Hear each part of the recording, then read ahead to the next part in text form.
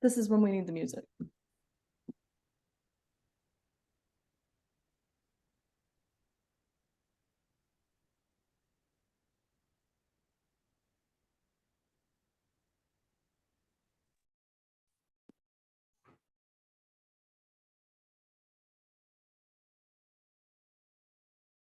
All right, here we are live with the Jive once again. Very excited about the night. Got some great guests scheduled to be on tonight. They couldn't show, so tonight I'm gonna have Chief Klein and Captain Tion Griffith from North Charleston, Chief Klein from Ladies Island. Two of my favorite people. One's the boss, so I gotta say that. One's just my favorite, one of my favorite people. As always, joined by Chief Kip, Columbia Fire Department. I'm gonna turn it over to him, let him introduce himself. Then I'll go to Chief Klein and then Tion, and just kind of talk about yourself, where you're from, what you got going on, what you know in the fire service. And then we'll get jumping into this episode. So Chris, I'm gonna turn it to you. Go ahead, babe. Well, thanks. Chris Kip, Columbia Fire Department, Assistant Chief of Operations. And I'm real excited about tonight too, because I happen to like everyone here. But also I'm really interested in the Leadership Institute, and it's something that I have not had the opportunity to participate in yet, though I've heard lots of great stories. So I'm really excited to see where we go tonight. Chief Klein. Yes, sir. Bruce Klein, Fire Chief at Ladies Island St. Clair Fire District. Been in the fire service 38 years. Been a fire chief since 1994. I'm not sure I even knew how to spell leadership in 1994. So road of hard knocks, and I've had the pleasure of being evaluator for the individual projects since the inception. So I'm very proud of that, and I've learned so much in that position. One of the things that people don't realize as being an evaluator is we have no idea what they're about to present. So we have to be on our A game, because we have to critique and question them. And I like that intensity. I love it. Mr. Tion Griffith. Tion Griffith, City of North Charleston Fire Department, Engine 5. I'm extremely proud to be here tonight. Definitely on the backs of some guys that have come through this organization, through the association, and really developed a program that I'm in love with. I'm a champion for it. I'm serving currently on the advisory committee, so we see a lot of the applications that come through. 2017 graduate. So when you look at what this program has done for me, it's been monumental. It's changed the game for me, and I've seen it change the game for a lot of people's careers. And when you look over the course of what this program's meant, and the alumni are part of it, you're talking about the state fire marshal himself, and so it's a pretty significant cadre of people that are really involved with. So it's a great opportunity to get involved. Absolutely, and that's another reason that I'm so excited about tonight to talk about Leadership Institute. You know, when it comes to what the association offers our membership, you know, you pull up the website and look at the benefits to our membership.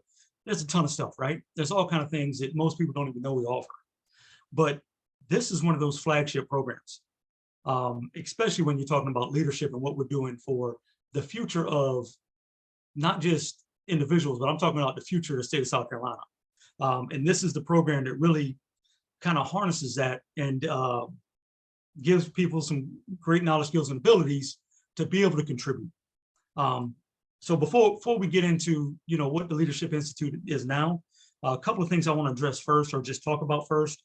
One, you know, we kind of did the Jive, sort of, we called it In the Box at the conference, which was a great time. I just want some quick takeaways from y'all on what y'all thought about this year's conference. I'll go first. Yeah. Love the atmosphere. Love the feeling you got when you were there. You were in the box, and I loved making faces at you and stuff like that. But I thought it was a great conference. I thought it may have been one of the best I've attended, and I've been attending them since the early 90s. It was the feel, it was the atmosphere. It was just, it kind of all came together, and some good training and good networking and brotherhood. I just loved it. I thought it was a great conference. You know, Columbia was a fantastic host. They were fantastic to us. They did great by the association. They hosted us fantastic. I've always been extremely biased because when I came into Leadership Institute in 2017, we were at the beach. And so it's always felt like it should be at the beach. And I was kind of biased for that. Even coming up in the fire department, we would always go to the beach and have our time there. So what we did in Columbia was fantastic. I think there's still special elements to that we're missing sometimes. But I think what we're doing in Myrtle Beach and how the conference was this year, being able to have everybody there, it's a short travel time for most of the state. Everybody can be there and be involved. Short day trips, long day trips, 4 week. The brotherhood, being together. It's a great time to be together. Yeah. Chief Kip? Yeah, it was when it was in Columbia, it was very convenient, obviously, but having to travel for it actually it made me more intentional. And so I agree with Chief Klein. It had a real good feel this year, a lot of positive energy, and the best part for me is the conversations. Whether it's before a talk or after, or just in some random meeting, and that kind of stuff's invaluable. Yeah, and I'll tell you that, I mean, I tell anybody who wants to know, or anybody, I tell people who don't want to know, I'm telling people that don't want to know now, but I do not like Myrtle Beach. However, I thought Columbia could be that FDIC field, and I think it could have been bad timing with COVID and other things. The first year we didn't get the numbers, then you have COVID. It just didn't work, right? Now I think Improvement Conference can be that in Columbia, and the weather's cooler. You can do a lot more hands-on training. Perfect. This is the first time in a long time, maybe ever, that I felt the energy at a conference like I did this year. So I think it just says where we're at as a South Carolina Fire Service is that energy's high, motivation's high. People are excited about being part of the fire service, being part of the association. And we got to make sure that we grab a hold and take it where it needs to go. And so that kind of just goes right into this Leadership Institute of things that we do as an association for our membership. There's a lot of other things that we can do, other conferences that we do, quarterly trainings that we do, that we got to make sure these people are coming and being part of it. And while you got momentum, you got to keep it. You got to keep that thing rolling forward, and we'll just all grow together, is my opinion. And I'm glad y'all felt the same way about the conference as I did. Mm-hmm. So now we'll get into Leadership Institute, and I won't go on that. And I want to talk a little bit about where it came out of. How did this generate? And I can't really say the year. I can't remember the year, but Jim Bowie had an idea of just keep leading. And what he did was he paired what he deemed or others deemed to be young and up and comers and paired them with a mentor. Several were past presidents. Several were just movers and shakers in the state fire service. And so we took this group of young guys, and I was one of the young guys, and they paired them up with somebody that has been in the fire service a little longer. I was paired up with Phil Jolly, a past president of the association. And so we had this idea, this is how we were going to build the leadership in South Carolina. We're going to grassroots it. That's what we're going to do. And it kind of gets off the ground. We start rolling with it. I still talk with Phil, not as much as I did back then, but I still talk with him. And it's always kind of special when we go places and run into each other that, he was my mentor. So fast forward a little bit, Jonathan Jones gets elected into the association. And we still love this just keep leading idea. And then me and him start kicking around ideas, because long before he runs for office, Carter Jones, the puppet master, said, okay, here's how we're going to do it. Jonathan's going to run, and you're going to run right behind him. And, I'm thinking, okay, 8 years from now, that's going to be fun. That's what we're going to do. And it's like the next year, Jonathan announces he's going to run it. I'm like, oh shit, I'm not ready. And I got to run the following year. But he comes in and we start coming up with these plans, and then I run the next year. And that's where Leadership Institute comes out of. So it starts with, his idea was Leadership Institute. We had a spot in Leadership South Carolina from the association. And then we also had contacts with Kennedy School of Leadership. So that was the original plan. We have sent a couple of guys to Leadership South Carolina, but that kind of fell to the wayside. But the Leadership Institute is still going strong. So that's kind of where we came from and how we got to where we are. Now, I'm gonna give a break of talking. And Tion, I want you to tell me, who is Leadership Institute for? So I'll be blatantly honest with you. When I went through Leadership Institute, I went in as a firefighter. I hadn't had any experience. I had some aspirations of kind of what I might want to do. I'm in the fire department. I don't have any relatives that were in the fire department, so I didn't have anybody to lean back on and the source for information or the source how to lead. And I knew that it required a lot more than just, coming to work. I knew that there was more than just going to calls, and I knew that there was something that was needed. And so I originally joined the FAST team, and that was my first kind of introduction to the association and all the great benefits that we do, that we have for the membership. And so when I thought about it, I said, you know what, there's a program. Okay, I want to start doing some more in my career. So at that point, it was something to just get started. There's mentors are very hard to find, and I found a lot of mentors out of that program.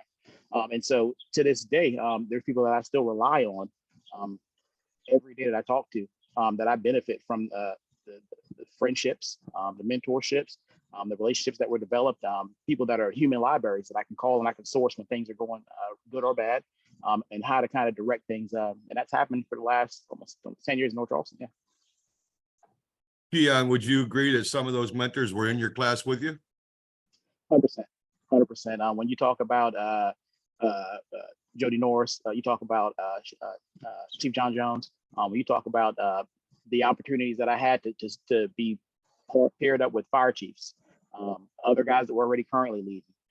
You have a very hard time in your career when you start as a fireman saying, hey, I want to go talk to the fire chief. I want to know what I want to do or what I need to get going in my career. This program allows you access to people that you would normally not have access to. And that's one of those significant measures of what we do in an association, is that this program has, at its very foundation, it's allowed people to get home safe. And it's allowed us to make decisions for our communities that benefit those that work with us, and those that are outside of our four walls. Got another, gonna throw Go another ahead. No, fire off. another thing at Tion. We got a new host here. Go ahead. Hey, I'm gonna send him a Venmo. The time commitment, would you agree that it's not only professional and personal commitment and time, that you may have to alter your schedule personally and professionally? 12 months is not enough time. I feel like it should be a 2-year program. In 12 months, it takes about a month, 2 months, 3 months to kind of get together, start gelling, start getting those relations together, get that group text going, start really kind of figuring out where everybody's at. And you kind of have Leadership Institute hangover when you're done, because you're so used to being around people that are on the same thought process. They're going where you're going, and that's what you find at conference. You find all those same like-minded people that believe in what you believe, and they understand what we're doing, and they're selfless, and we're all kind of committed to betterment of ourselves, so we can better our people behind us and our organization, and what we do in the field is better. And so when you talk about this isn't a program that's just for chief officers. This is for anybody that has a desire to actually do something big in their community, and show absolute. You can show instantly, which you do an individual project, and you do a group project. Both of those projects have the ability to impact your community and your responses for your response area. Hey, Tion, for anybody interested in the Leadership Institute, what are the specifics of the time commitment? Is it every month? Is it like, talk about some of the trips and that kind of thing? So you meet one time a month. So one meeting a month. Miss Ashley, she gets you together as far as, she lets you know what you need to wear. And that if you've done anything with the association, you're going to have a pair of khakis. And you're going to have to be available at least once a month. One time a month, you're going to go and you're going to have a meeting location very serious throughout the state, whether it's in the low country, whether it's in the Midlands, whether it's in the upstate. You're going to meet, and we're going to have a special program there for you that's going to just add something to your game. And so if you're coming to Charleston, we'll take you to Consolidated Dispatch. We'll take you to see the old fire station in the city of Charleston Peninsula. We'll take you to kind of see how we do business down here. If you go to the upstate, you'll see some of the things they do there and how they operate and how they're kind of organized. If you go to McCormick County, you'll see that they're doing things that are unbelievable with limited resources. And if I may jump in on that, on the association's website, it tells you the number of day meetings, the number of weekends, the number of, you may be gone for a week. It goes over all of that. So my point would be, we need serious applicants that are ready to commit that time. Serious applicants. Absolutely. And if you jump in this program, I'm sorry, Tion, go ahead. No, you're good. No, you're good. That year, that commitment, and that's what we look for when we talk about at the advisory level. When we get those applications in. One of the questions we ask that is strongly there: does your fire chief support you? If we've had applicants that come through and they're applying through their volunteer department, and the career department may not want to sign off on them because they may have a staffing woe. We need to make sure that you have that commitment. That's not a deal breaker, but we need to make sure that you understand that this is a serious commitment and that there's a lot of time and there's people in the program that are dependent upon you. Yeah, and that's kind of the same line I was going on there, is that this may require, if you're a shift worker and you don't happen to be on days and you're like, your chief allows you to go attend when the meetings are, you're gonna have to work out some buddy shifts. You're gonna have to work out some things well in advance to make that commitment. Because when we're talking about that commitment and you call in and say, oh, well, I had shift that day, that ain't good enough for me. That ain't good enough for me. But I want to get back just Chief Kip, if you can tell me who you think this program's for. So I was really encouraged by Tion's answer, because I'm a firm believer that leadership is not just the badge you're wearing, but leadership is at every single rank in our organizations. And for firefighters, I think it's terrific that that firefighters have an opportunity to join. So I think it's from my idealistic position, I think it's less of a rank and more of like Chief Klein, you were saying, I think it's for people who are the type of person who can commit and who want to commit and have that drive and passion to make it a top priority. I think that's where the benefit will come, because I think, Tion, listening to you talk about the group text, the text groups and that kind of community, that's something I'm real passionate about, the building communities in our state. But you can't build a community if you're just coasting. You have to be present and engaged to make that. So I'd say that the audience is anyone who's willing and able to commit. Someone that's looking to enhance their abilities and skills and leadership. I was a firefighter. We've had firefighters. We've had several fire chiefs. And to me, sometimes that's very impressive that a fire chief is willing to attend a program like this and participate at that level. And then, as Tion talks about, as they progress through the year, all of a sudden, they're all one unit. They're all working on the same level. There's not a firefighter sitting there and a chief. They're all a group of leaders trying to hone their skills and be better. Chief Klein, as an evaluator for the presentations, I bet you've seen a lot of that, of how through the program, suddenly they coalesce and to make something much more than they ever thought they could. Absolutely. I'd be lying to you if I didn't tell you we had some duds and just pull canned programs off the shelf. And if I get a chance to talk to them, and I normally do when they first come on, that's not what we're looking for. We're looking for you to think outside the box. You can go again to the association website and pull out Tion's presentation as an individual, his group, all the rest of the guys that have gone through that have followed the rules and submitted their projects like they should have to the association. They're there, and they're there for you to go and say, why reinvent the wheel when Tion's already done it, or John Jones has done it, or Christian Rainey, or Jamie Cajano. All those guys have gone through this program and they've done good stuff, and it's good. I can't tell you how many times I've sat in there as evaluator, and yes, I'm known as the hard guy. I'm really tough on them, but I've sat in there and I got their package and I'm writing notes, and I'm sometimes Chief and A is in there with us. If not, I run to the conference and find them and say, okay, we're going home to fix this tomorrow. We're going to do this tomorrow. We're going to implement this program, or we're going to implement this thought process. I've learned as much as they've learned going through this process. Yeah, so the reason I start with that question, who is it for? Because I think there's a lot of qualified candidates or people that would absolutely benefit from this, and they are the exact right person that we're looking for. But they say, I don't know if I'm at that level yet. I don't know if my rank's high enough to be in this. And I'm glad you were a firefighter, Tian, when you went through, because this program is not about where you are. This program is 100% about where you're going. It's not, it's not who you are now, it's who you're going to be.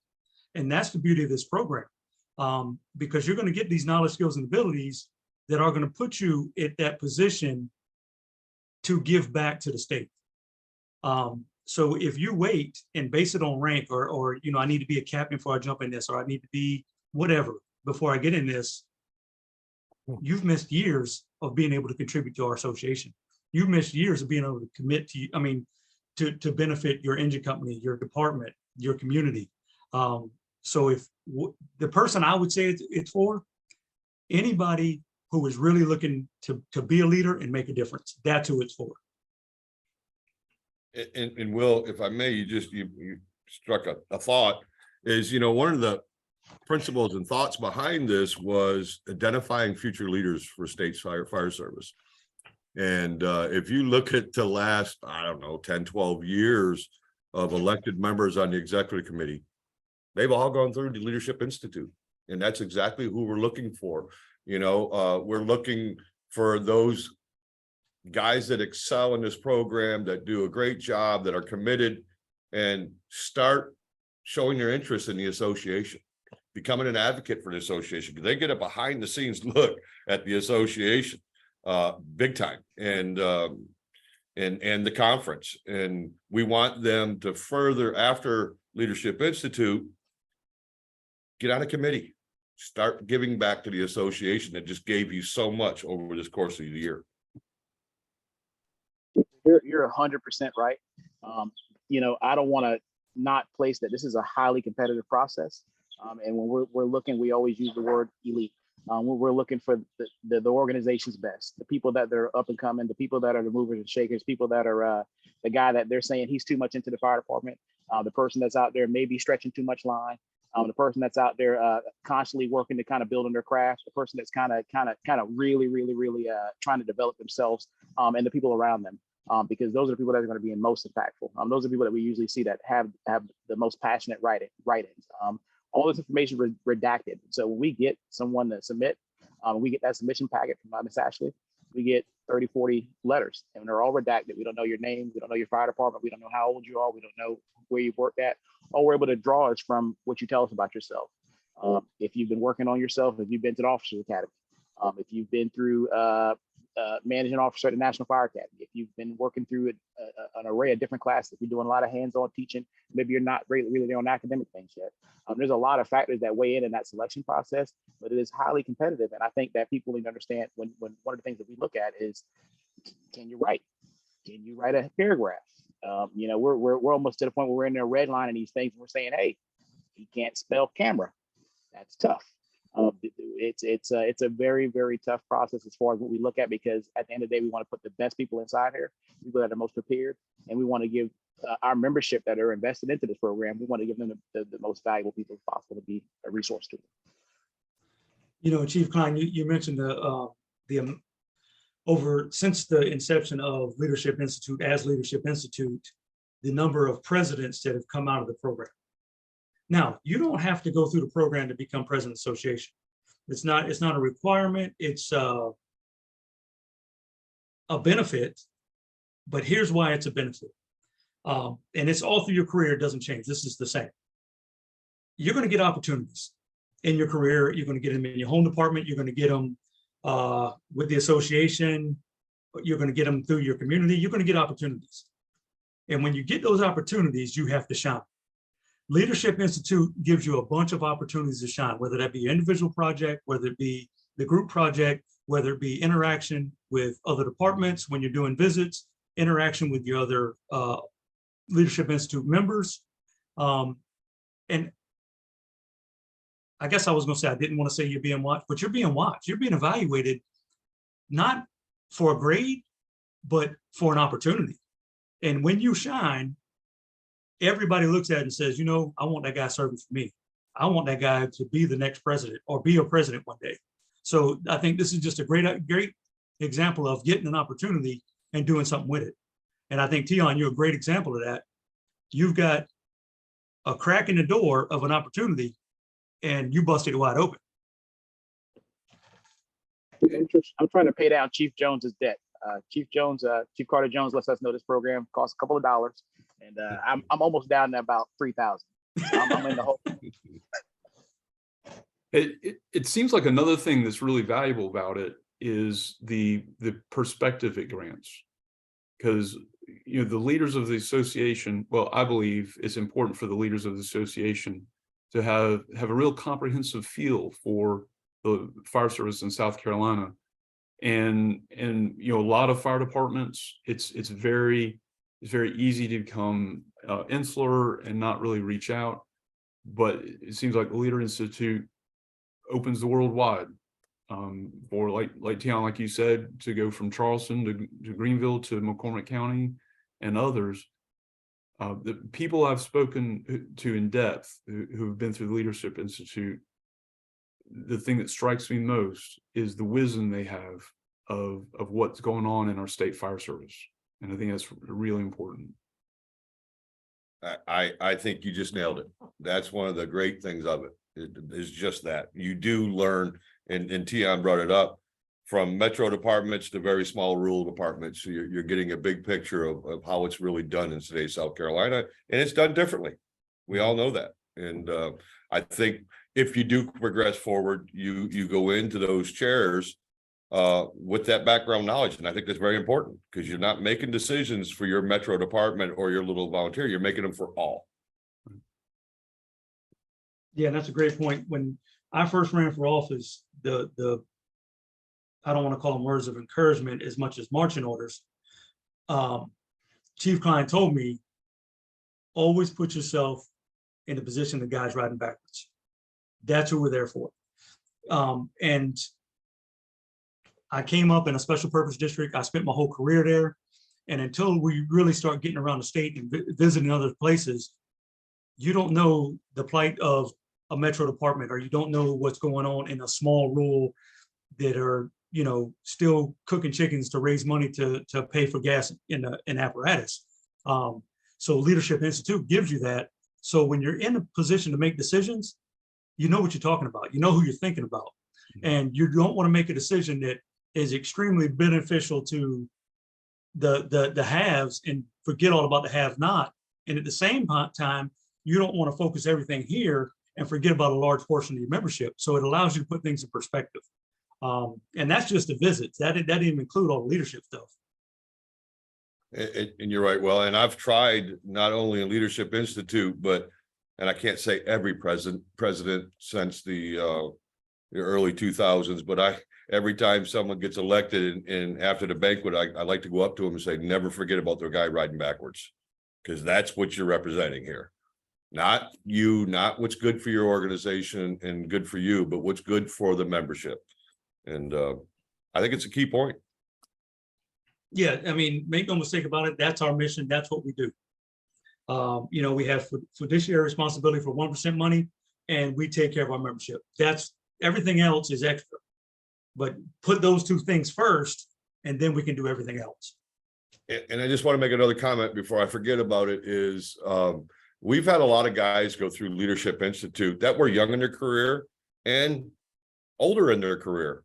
And I think one of the things it does for those guys that have been an officer for a long time is it kind of reinvigorates them. It gets them restarted, gets them back. Oh my God, you know, I've been missing out on these things, and I need to get back on track with true leadership and doing the right things. Then I think I seen a comment pop up from Jamie Helms, who went through the program, now the assistant director, that, you know, kind of gives you a jump start and, you know, restart your career, you know, because he went through it when, hell, he had 30 years in. So when somebody has that much time and still wants to better themselves, a lot of times those are great candidates for the class. And as you know, Will, I've asked those fire chiefs that have gone through the program, why are you in here? And phenomenal, great answers. Thank you, sir, for coming. Mm-hmm. Yeah, and then, we've all been around people in the career that are just riding it out to the sunset, right? And those people aren't fun to be around. So we want to be around the people that are like us, and those people that have 30 years in, 25 years in, and aren't just cashing in the chips and saying, okay, I'm just going to ride this out. I'm still on insurance. No, I still want to get better. I still want to contribute. I still want to make a difference. There's no big inspiration in my life in Carter Jones. He's been in the fire service for 140 years and still wants to make a difference every day. And he motivates me, when I see that, if he's still giving that after that amount of time, I can give more. I'm not giving enough.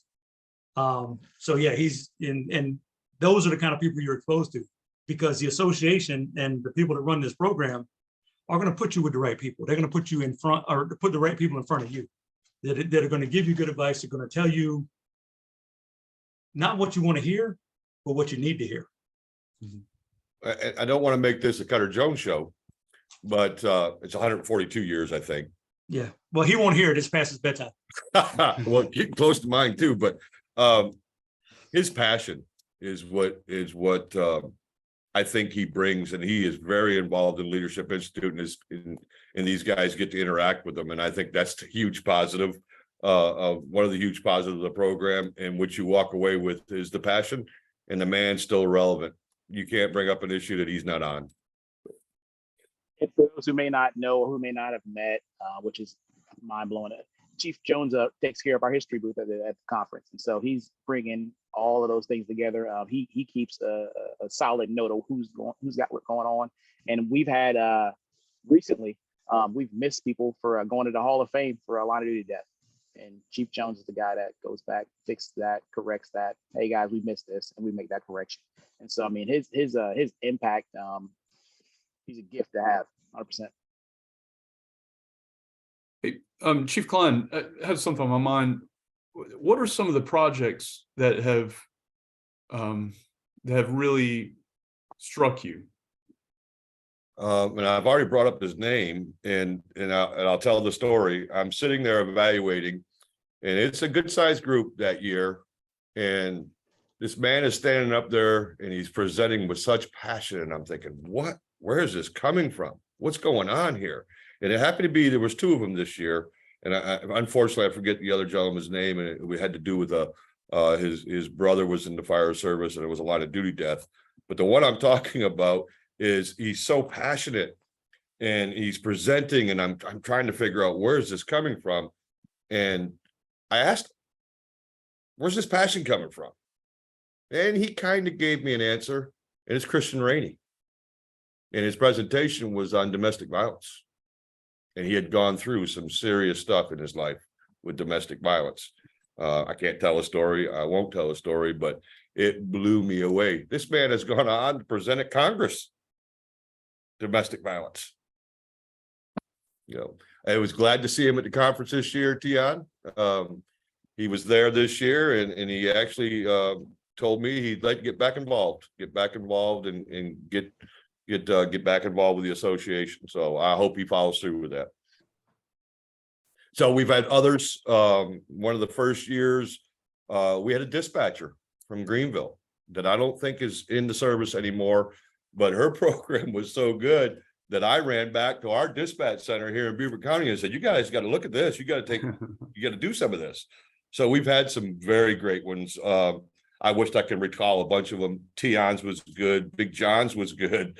John Jones, his was on diversity, and he was powerful, even to the point where I had to take him aside and say, okay, you're a big man and you're talking about a subject that's not going to go over well in South Carolina. You need to tone it down a little bit.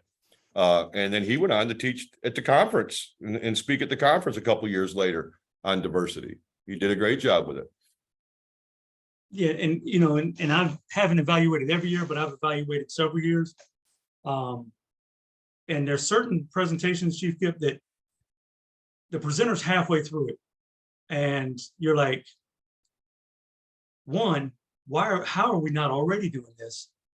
And how long is it going to take us to enact it? And there's several programs that were Leadership Institute ideas that are now programs for the association that were picked up and ran with. One of those I just got a text. One of those apparently was the SC Fast, That is correct. Yes, sir. which that's a big deal. Big deal. Tion, what was yours on? I did mine on actually. We just passed the anniversary of Ty, his line of duty death, and so I did my project was on line of duty deaths in South Carolina and their impacts across the state on what we've seen. And so out of Ty's passing, the city of Columbia enacted their fitness program, and that was something that is obviously changed the game for them. And they still reap the benefit of that. So that makes that member's death's not in vain, and it shares that teachable moment of how we take care of ourselves, and so. That's huge. Well- Was that the catalyst for your memorial walk too, or? So we started just a little bit before that, and I mean we're swinging around 1,000 or so people coming to Charleston this year, and so we're dedicating different parts of that that we haven't announced yet, but we just notified everybody that we're dedicating the service on the flight deck to Chief Luther Reynolds of Charleston Police Department. He was a big proponent of our success here in Charleston. We've never paid $1 for a cop to be there in the street holding traffic while we take care of business, and we walk on 9/11. And so, when we talk about Leadership Institute and the projects, so many special things come out of that, but there's so many influences that go there. And there's a library of things that you can go as your organization. If you're looking for a training moment, you can go in there and you can go throw a tape in and sit through somebody's presentation. And that's an easy training day. Well, and so Tion, my point was with your project is you've never let it end. You've continued to build your program, still trying to make a difference with that same idea, and you've taken it outside of South Carolina. If anything happens to any other agency, you're the first guy I hear from. And because it matters to you. A friend of mine, she's a captain in Birmingham. We're in managing officer at NFA together, and the fireman that was killed, Jordan, was her fireman. And so just the world is constantly getting smaller. When you look at the challenges that we face with suicide and other crises going on in the service, with volunteerism and staffing issues. Just having that's it just makes everything smaller. And I think when you look at something like having Jordan being lost, and Angel having to share that and having that experience, that's something that we're going to revisit and we're going to talk about. We're going to talk about how we can keep guys safe in the firehouse, and that's something that we can bring back to SC. Because if I remember, you had a mental health component of yours as well, right? Your program. So we can dovetail that right into talk about, we've kind of hit around it, but let's talk about the projects itself. What are Chief Kip asked you, Chief Klein, what ones that stood out? What are you looking for? What do you hope to get when you walk in those individual projects? So I hope to get that out of the box thinking of the same problems we've been dealing with for years, different ways to approach them, things like fast, line of duty deaths, so on and so forth. It's the other. I've been around a long time. I'm the old guy in the room right now, and I've been involved in the association a long time. We're dealing with the same issues we were dealing with a long time ago. We just haven't figured out a way to fix them. And that's what I think that's one of the reasons why we want to put this stuff in archives, is so we can go back and look at those and say, okay, we've been dealing with the same issue. And if you go back in the archives, you see a lot of people doing the same thoughts on projects, and it may be time to start bringing those and putting them together and saying, oh, here's a solution. Take a little bit of Tion's, take a little bit of somebody else's, and kind of say, oh, we didn't. When you bring them together, we may see the solution. Because that's one of the things I'm looking for. I'm not looking for awareness. Yeah, I mean, very few problems is somebody going to bring that we're not aware of. What I'm looking for is answers. Who's got the solution? What have you come up with? How are we going to fix this? Now, what happens is you get some kind of hot topic going on right now, and everybody wants to jump on that one topic. But it seems to be some of these projects are more about letting me know the problem exists than giving me solutions for a problem. A great example, and I can't think of anybody particular, so I'm not talking about anybody. Recruitment and retention. How many programs have we seen on recruitment and retention? But yet we're still talking about it. We're still talking about numbers, how hard it is to get guys, how hard it is to keep guys. Somebody come in with a solution. That's the kind of project I'm looking for. This is the answer. This is what I come up with, and this is what's going to work. And I feel that way about all kinds of issues that we deal with. You talk about diversity. All right, give me the answer. Now that's a little tougher answer, but give me the answer. And give me the program that is going to move us forward. Maybe not solve it 100%. What's going to move us forward? I don't want a project on purchase and equipment. I don't want a project on a in your department rescue program. I want something bigger.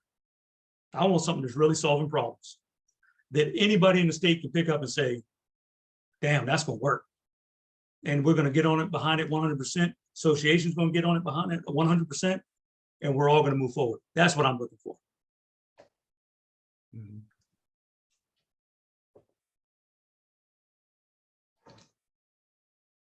So the next thing I want to talk about is something that Leadership Institute talks about a lot. We brag on it, our ability to kind of expose or work towards change, right? I think in the website, it says something about change proposals and principles, or I think that's the language they use. In your experience, Tion, what did y'all work on as a group, or what did y'all talk about as a group? And I'm kind of leading the witness. What did y'all talk about as a group to kind of change our fire service to be better than what we are? Ask the better question. When you talk about the biggest thing I think that we do on a yearly basis, legislative day.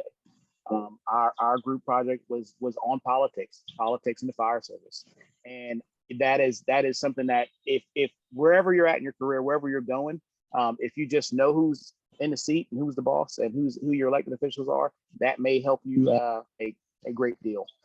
One of the things that I've been able to do is maintain, and that's allowed me to foster a good relationship. We have politicians that work in our city, state senators, state representatives that I work with on a regular basis, and that has offered us great benefit on when we're having a tough time with something. Maybe it's a roadway, maybe it's a train track, something issue going on. We're able to either through Chief Delano or through Chief Broughton, somebody's able to source one of those relationships and get us a solution here to something that may be unimaginably impossible to fix.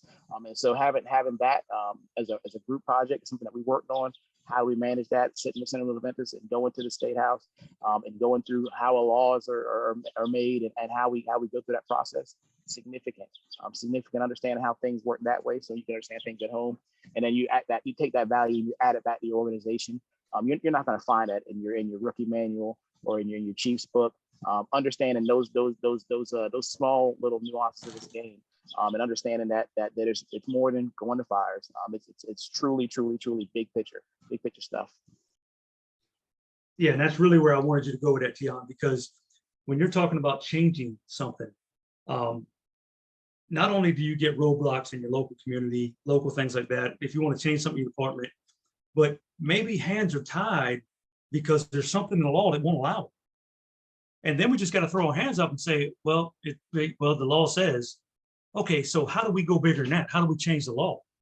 And that's a big part of the program, is learning how legislation works. How do we foster those relationships with our local representatives? What steps do we need to take? What does it need to be in House? Does it need to be in Senate? What committee is it coming out of? And usually we bring in some legislator that actually tells you, okay, this is what we're looking for. This is how we want to present it to us, so we can make a decision in committee. Look at the impact of that relationship and how that forced a change for Firefighter Muller and Yes. the benefits that his family received as a part of that foundation being laid through the association.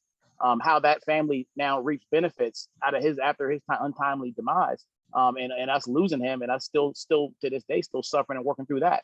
That family was able to get benefit for him, and they went back.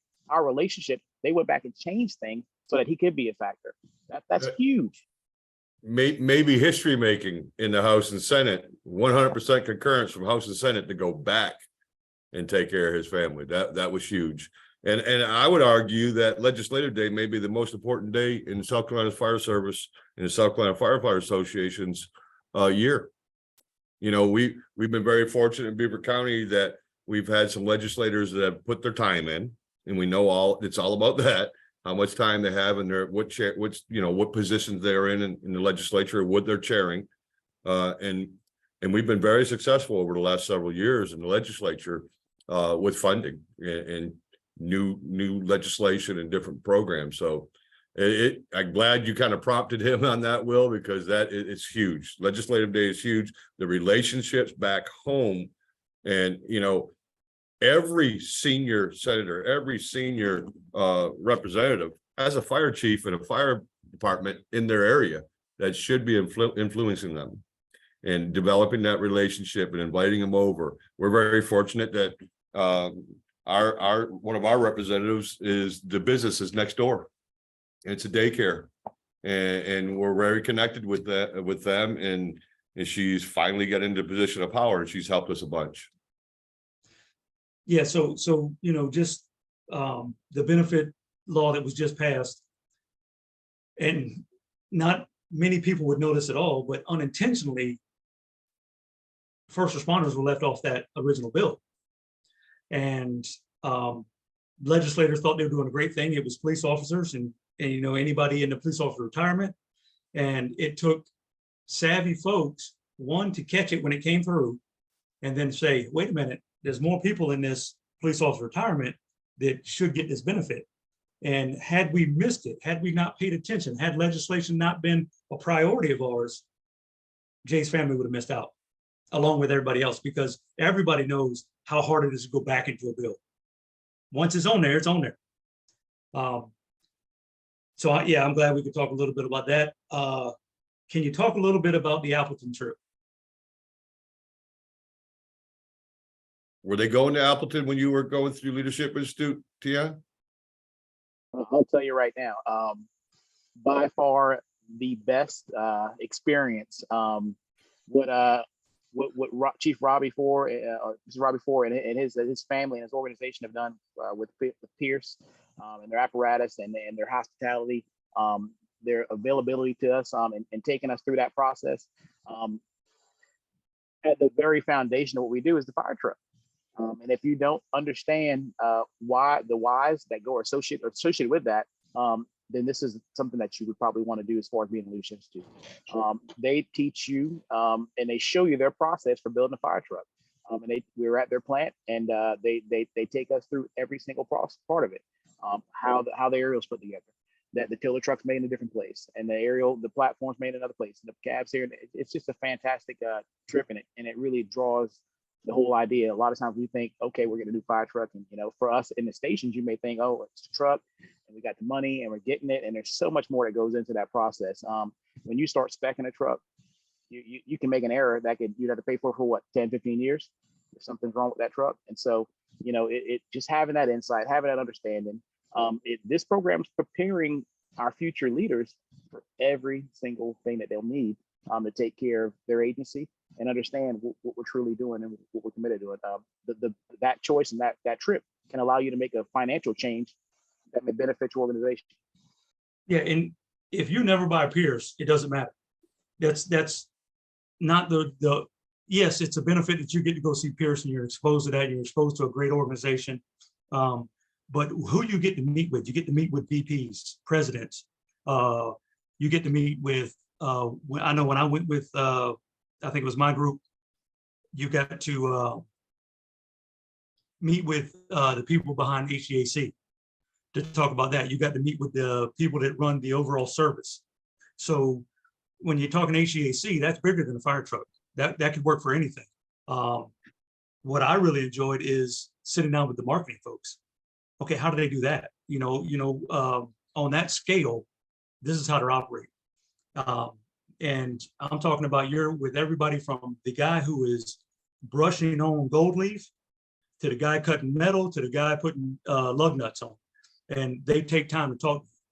But I was really the behind the scenes, because it's different than if you're buying a truck and you're going to the blue floor and you're checking out truck. No, this is behind the scenes with people who run a big organization that will help you run your organization, because you're gonna see things that they're doing and they're talking about things on a big level. You're like, oh, that works in the fire service. That work in my fire department, you know? So what a great benefit to be exposed to that organization. And I imagine, you know, other manufacturers are like that as well, but that's just what we have the opportunity for. And like I said, Robbie has been a great partner in this, and it's great for both sides. The investment's so big, you can make a bad choice buying your own personal family car. Maybe you shouldn't get a Prius. You know, maybe you should buy something else. Maybe you needed a 350. But this is something that's going to impact your people, your service area, and it's got to last. And so you got to make some real good choices. What kind of tank do you want? It's a big program, and this is a big part of our program. As far as I believe that going and getting that experience and having that understanding. As far as experiences, specific experiences, what about going to a department that had different resources from what you're used to? Like it could be a fewer resources or more. Like we have a couple of departments around us, some smaller departments who are really creative because they don't have the kind of funding, and they have ideas for solving the same problems we do that really, you know, have blown me out of the water sometimes. McCormick County. When you think of the challenges they have there, the age of their volunteers, how they're situated, they're managing the same response I'm managing in North Charleston, with the resources that they have that may be extremely limited to some, but that's what they have, and they do that fantastically. And I think, you know, when you look at an organization that they're still trying to get things in order, that's huge. And that takes you a little bit of humility when you go back home and you look at your challenges, you look at the things that you're facing. Some departments may not be ready for their first woman. And you may be light years ahead of that. You can't go into that saying, hey, well, you know, we're there. No, maybe they're going to come to you and say, hey, so how did you guys get applicants to come in? How did you get women applicants to apply? How did you get African Americans to apply? And that goes into your diversity problem. How do you solve that? You're able to source some of the people in this program to get you some solutions, to get you some help. I think that's huge. Yeah, definitely those departments are eye-opening. And when you take somebody like McCormick, when there's not very many opportunities for young people, so they're moving out, right? So what you have is a very small number of volunteers that are aging out pretty quickly. So that's always a struggle for them, always a struggle. And it's, yeah, they have to get creative. You know, what we do on a fire ground may not be an option for them, you know, and just based on people or apparatus, or is anybody available to bring the engine? You know, it just kind of eye-opening. It's like, okay, so they have different challenges than we have. Maybe I need to quit bitching so much.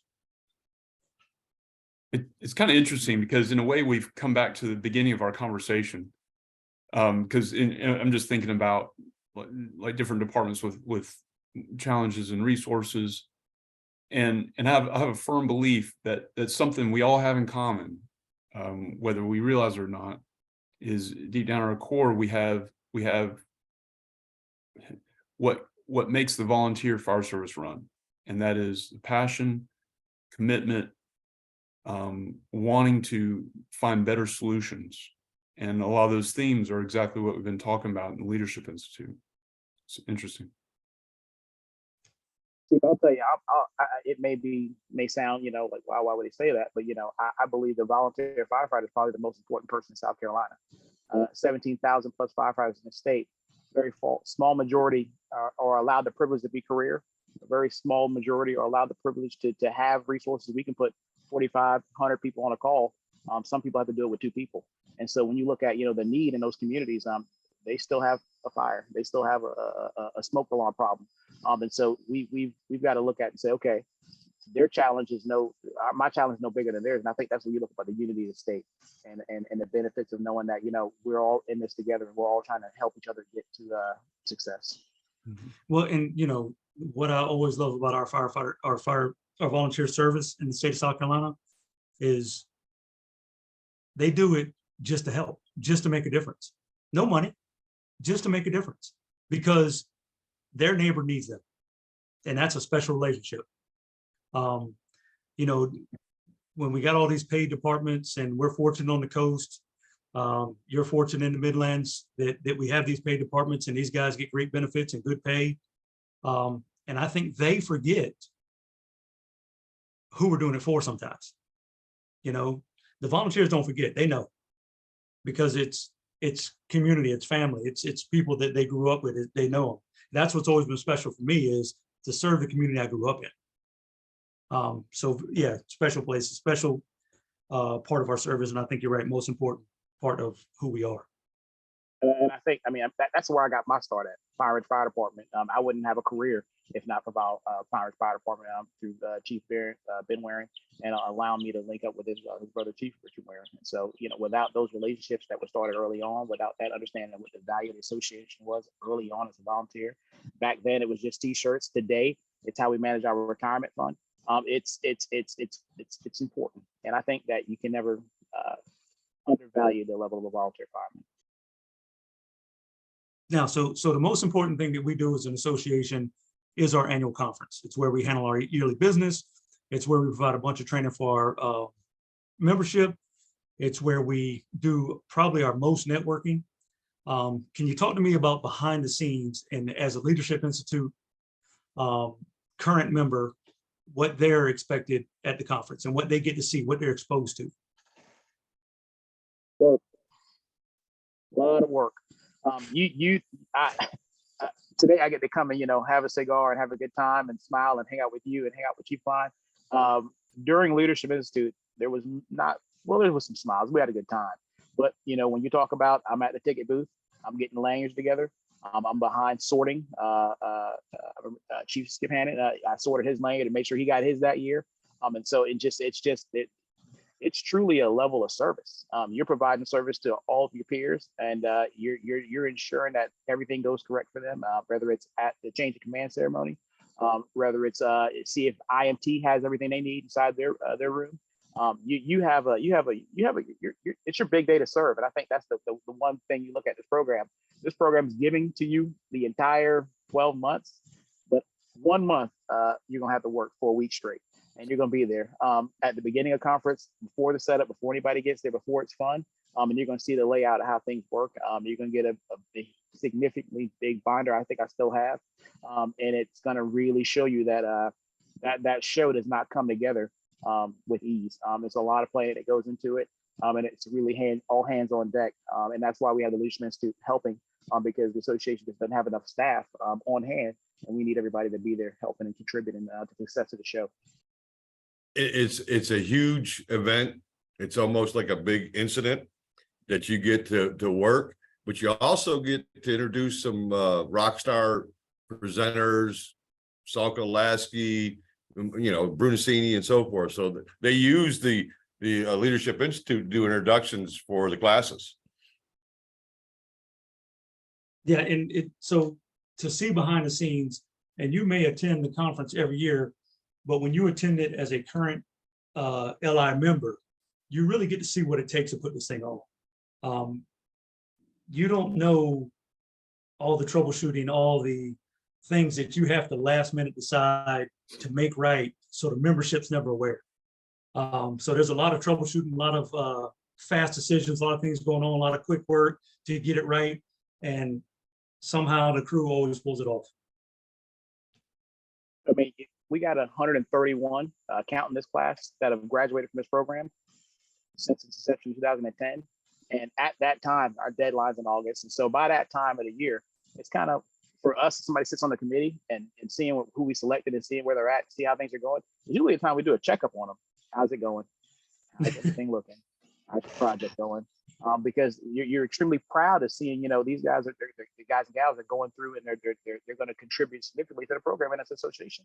So that you know that, hey, we got something coming off the assembly line that's going to be great. They're going to be able to serve on a committee. They're going to offer us something great. They're going to get us access maybe to an area that we may have been limited to as far as getting more members into the association. It's huge.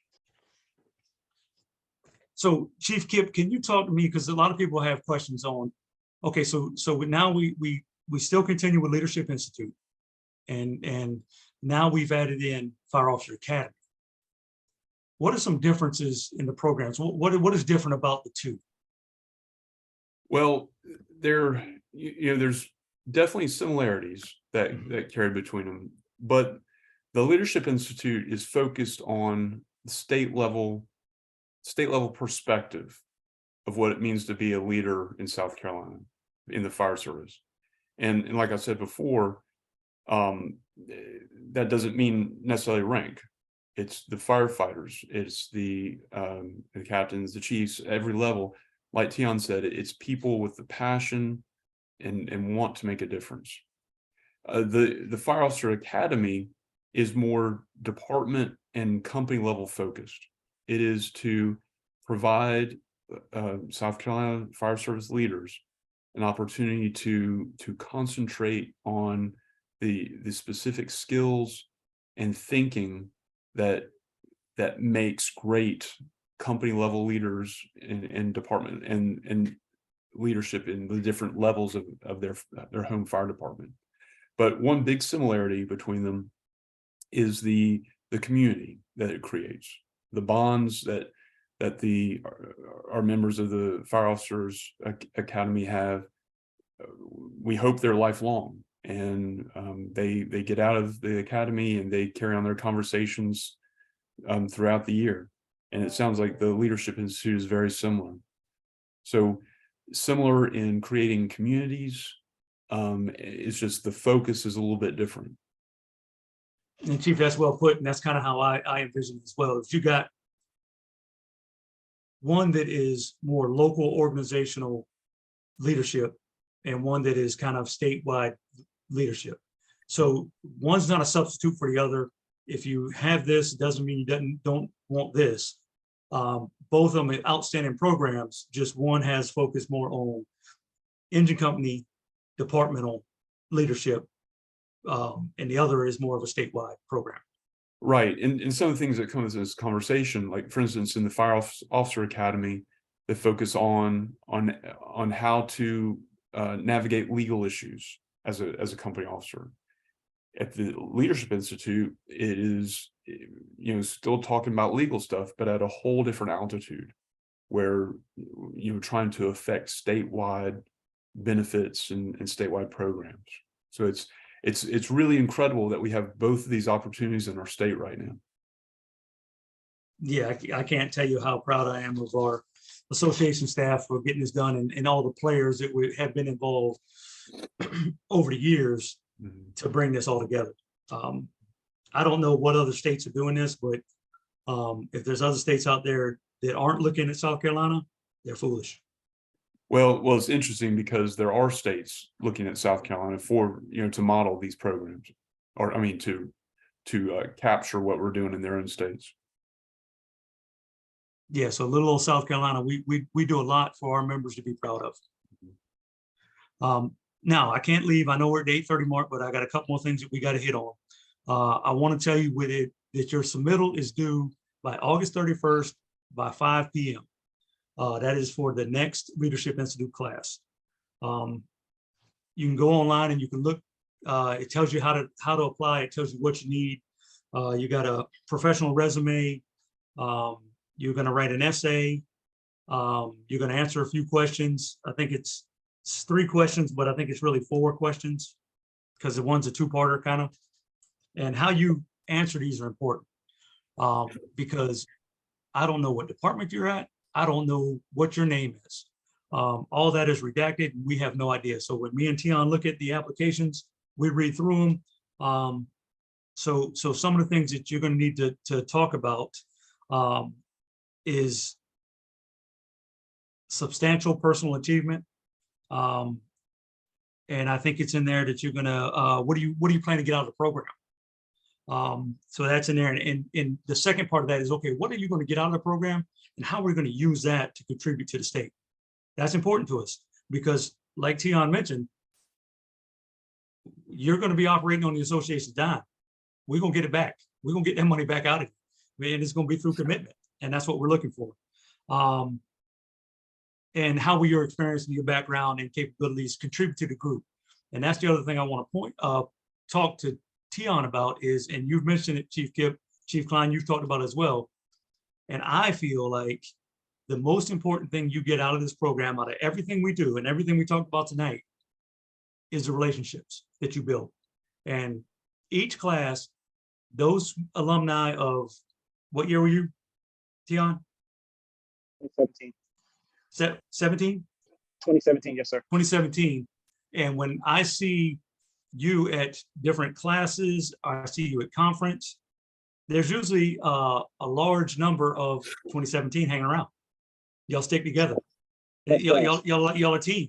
So, and just talk about the network and how you use that. It's a family. It's a community. There are people that I went through that program with. To this day, I rely on, and to this day, I communicate with. They have gotten me through the success. They've got me through my failures. And you're going to have those in leadership. As leadership, you don't have all the answers. And I think that's what you got to arrive to. You have to arrive to the point of, I don't have the answers. I don't know everything. I'm going to make mistakes. And then the acceptance and responsibility and accountability for those mistakes. And sometimes those people in that group have told me, you messed that up. I did. Okay, great. Well, I needed somebody to be honest with me. And that can guide the trajectory of your career. Your trajectory of your career can be managed off of error and mistakes. And so if you don't have a solid core of people to link with, and to get information from like that, that are honest with you, people in your department may not be honest with you. They may want to see you fail. They may want to not see you be successful. But to have a cadre of people that you can call on and say, hey, I did this. What do you think about this? Or I'm going to do this. What do you think about that? Have them read something. Right now, if you have an alumni in your organization, have them read your submission before you send it up here. Because anything that leaves your organization represents your organization. And so if something leaves the city of North Charleston, it represents Chief Pilato. It represents our entire, all 300 of our people. And so you don't want to ever underserve them. And so that's where the relationship, that's where the alumni, that's where those connections come in. You touched on something extremely important, that each member of your 2017 class want to see each member successful. They're your biggest cheerleaders.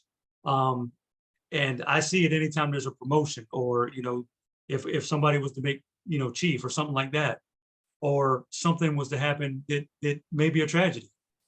They're the first ones there, but those are truly people that care about your success. And not everybody does.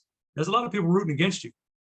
But those classes, that alumni pull for each other, and I love it. I love it. And no doubt in my mind, it's a great program. Anybody who ever takes it benefits from it. Some people benefit a whole lot more because they seize the opportunity. They take every bit of the information and they try to implement in their daily life. They implement the department, then they try to help the state. So if you want to be better, if you're looking to be somebody who contributes statewide, you need to be applying for this program. I think that's what you need to do. And I know that we're over time. Is there anything you have to add? Deadline is in August 31st, 5 p.m. Begin working on those submissions now. If you want to send them to me, I'll read them. I read a lot of stuff. I work on the officer section stuff as well. And so when you have those submissions, if you want to send them to me, I'll personally read them. And I'll personally send them to somebody smarter than me that they can read them. Because I want to see everybody be successful. I want to see everybody that wants to get in this program, wants to be a part of this. If you submitted in the past and you haven't gotten in, submit again. Don't send the same letter, send a different letter, a new letter. But we want you to be here, and this is the way to be here. Now, with that said, it's limited space. So it is extremely competitive. If you submit and you do not get accepted in this one, take a good look in the mirror. Nobody's kicking somebody out because they don't like you, or they don't like your chief, or they don't like your department. Make a true evaluation of yourself, relook at your packet and say, okay, I could have done better here. And if you can't find anything wrong with your packet, let somebody else read it. Because I'm like Tion, I'm pulling for you. I love people that are going at it hard and passionate about the job and looking to make a difference. Mr. Rick Dunn, did I hit everything? The man behind the scenes. He gave me the yes, sir. So once again, I thank y'all for joining the Jive. We will be back on, I guess in October. That'll be our next one. Tion, Chief Klein, thank y'all for joining us. You were great for the discussion. And there was still another page of stuff that I didn't even get to. So that's just how it is sometimes. I hope all y'all enjoyed it. I hope it, oh, I'm sorry, Rick's correcting me. We'll be back on again in August. So thank y'all for joining. Thank y'all for being part of it. And all y'all that putting comments on there, sending stuff in, thank you for that too. Helps us out a lot, keeps the conversation going, and it makes y'all part of what we're doing. Because if it's not for y'all, then the four of us could have just got on the telephone. So appreciate y'all. As always, thank y'all and thank y'all for joining. Thank you. It was an honor. Thank you.